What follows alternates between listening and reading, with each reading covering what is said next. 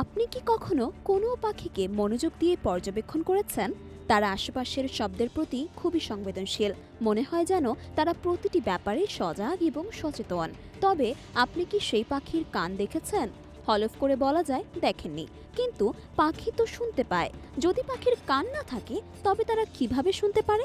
এমন প্রশ্ন আমাদের মনের মধ্যে মাঝে মাঝেই আসে। চলুন তবে জেনে নেওয়া যাক বিজ্ঞান কি বলে। পাখির শরীর দেখে সহজেই বোঝা যায় যে তাদের মানুষের বা অন্যান্য প্রাণীর মতো কান নেই, অর্থাৎ তাদের বাহ্যিক কোনো কান নেই। তাহলে কি এটি তাদের শোনার ক্ষমতায় বড় কোনো প্রভাব ফেলে?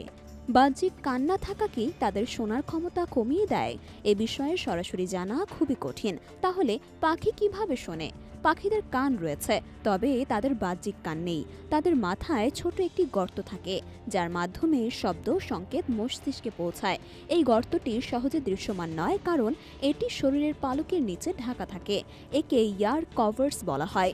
এই বিশেষ ছোট পালকগুলো কানের গর্ত ঢেকে রাখে এবং চারপাশ থেকে আসা শব্দ শুনতে সাহায্য করে।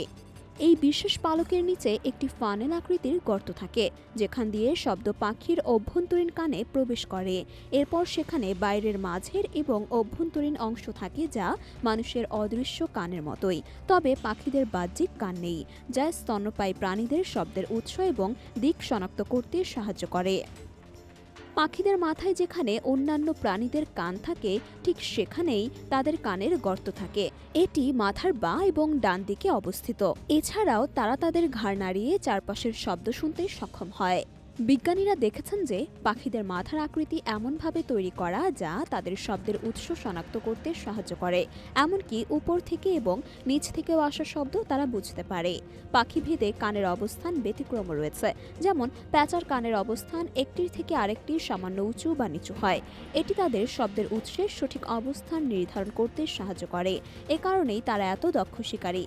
কিন্তু সাধারণ পাখিরা তাদের ঘাড় ব্যবহার করে শুধু দেখার জন্য নয়, শোনার জন্য।